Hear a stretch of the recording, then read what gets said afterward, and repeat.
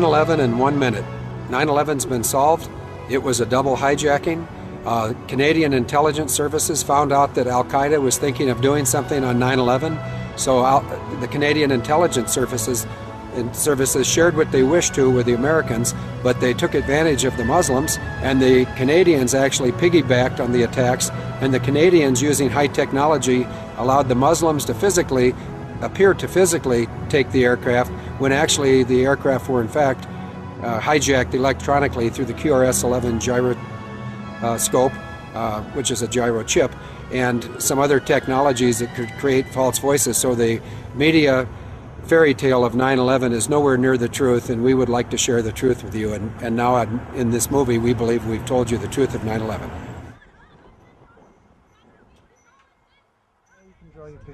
Okay, every one of these flights, there were 4 flights, and they all had a decoy airplane. In this case, the decoy was the real United 93. Right behind it was the same platform. In other words, it would have been a drone, 757. The point being that everybody near the Capitol, if this hit the Capitol, they would have said, yep, we saw it. It was a United 757, and it would have had United paint, and it could have been a 757. It would have been an unmanned drone.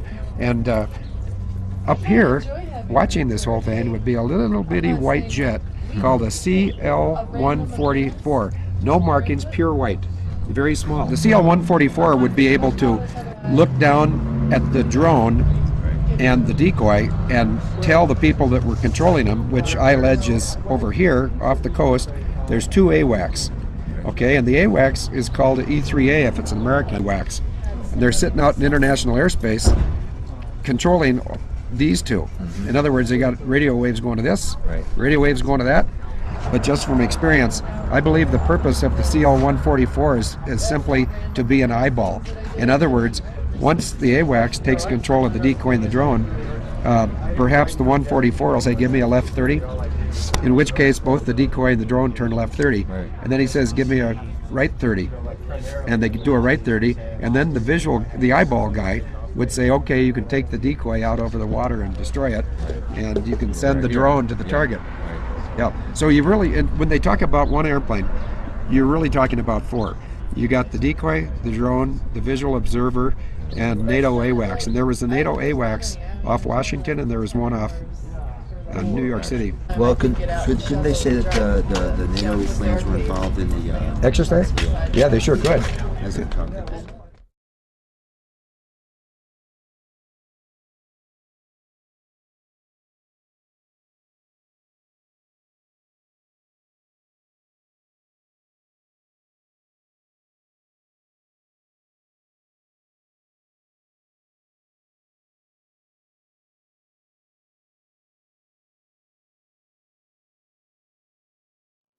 Boeing Aircraft has developed an uninterruptible autopilot, a tamper-proof autopilot system that allows the crew members or an agency such as the FAA or military to electronically control the airliner through the QRS-11 gyro chip, and the signals to the airliner are sent via satellite to the aircraft itself, which then will be landed safely at any destination selected by the controlling agency.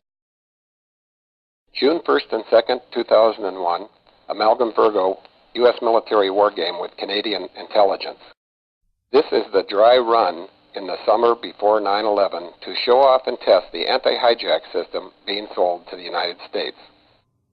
Amalgam Virgo 01 was an air defense exercise created intellectually in Canada and foisted upon the U.S. Air Force and Department of Defense.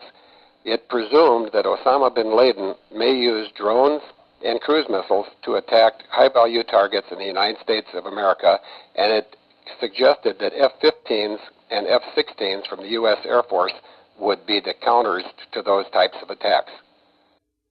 Slide 2 shows NORAD, which is North American Air Defense Fighters, and their exercise charter.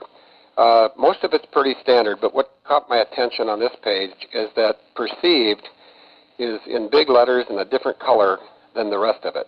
And I think it's the intention of the 3-card Monte operators behind Amalgam Virgo to put in our minds that the threats are Osama bin Laden, cruise missiles, and drones. The Canadian intelligence folks that put together this confusing exercise, Amalgam Virgo, intentionally inserted a gray area here. The gray area that was intentionally created in the planning for Amalgam Virgo would be used with great effect on the later Global Guardian of 9/11. It always introduced questions as to who is responsible for what and who is in charge of putting the response into motion. Designers, the perpetrators of 9/11, intentionally made it very easy for people to be confused, and this slide in front of you shows the confusion.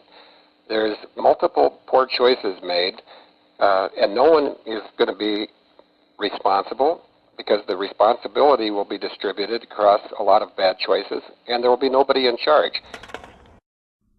During the Amalgam Virgo war game of June 1 and 2 of 2001, the routine called for all of U.S. airspace to come completely under the command of the former attacking Red Team, that is to say, Canadian intelligence and their Air Force, here shown as a CF-18.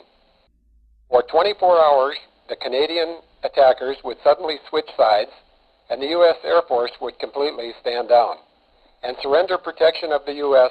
to NATO and the Canadian air teams and their anti-hijacking formula.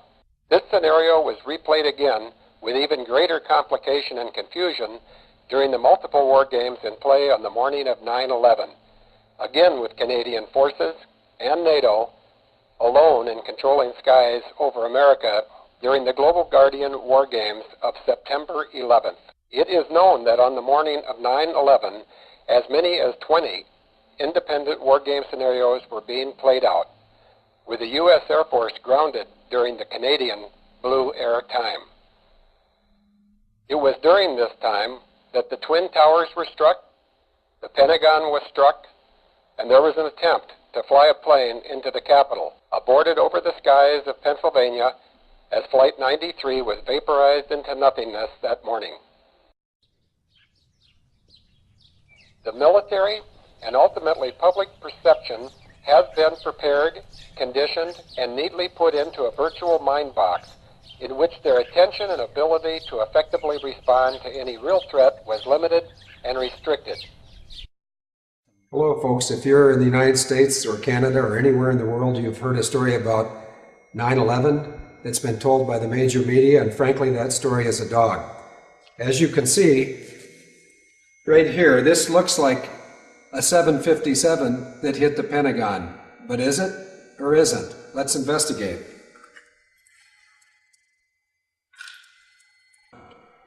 Well, you may believe that because you've been told that, but which one's a 757? The one you've been told or the one that you couldn't see? And also, regardless of what hit the Pentagon, Wedge One, Captain Gerald DeConto's office, is it possible that this airplane could fly the maneuver that it was alleged to have been flying on that day? According to the official transcript of the incident, the three-dimensional flight path of the object that hit the Pentagon was somewhat like this. It flew over the Pentagon at 7,000 feet. Thereupon, it started a right wing down, very nose-low descent at 540 miles an hour, rolled out just inside the grassy knoll, descended to 15 feet, went between four wooden reels, and struck the Pentagon here. And that location on the Pentagon was the Naval Command Center, where Captain Gerald DeConto was on the phone inside his office at the Naval Command Center when whatever the object was flew into his office and killed him. Gerald DeConto was reaching for the phone to call one of his superiors requesting to engage the target that was attacking the Pentagon because they had broken the rules of engagement on that day. Gerald DeConto was reaching for the phone to call one of his superiors requesting to engage the target that was attacking the Pentagon because they had broken the rules of engagement on that day. There were multiple air defense exercises going on, and the rules of engagement called for the limitation of the threatening aircraft, which would have been a member of the Red Air Team, when it got to 3 minutes of the Pentagon, it was supposed to abort its attack and knock off the fight. But that's not what happened on that day. When the flying object got to 25 miles, it pressed the attack. Captain Gerald DeConto determined that there was a double cross going on, and Gerald DeConto tried to reach somebody in authority to allow him to launch defensive weapons. Shortly after it leveled off heading west towards California, a second airplane flew in right behind it in a formation such as this, within the range of 400 to 700 feet, so as to be invisible to radar, and the second airplane was a drone.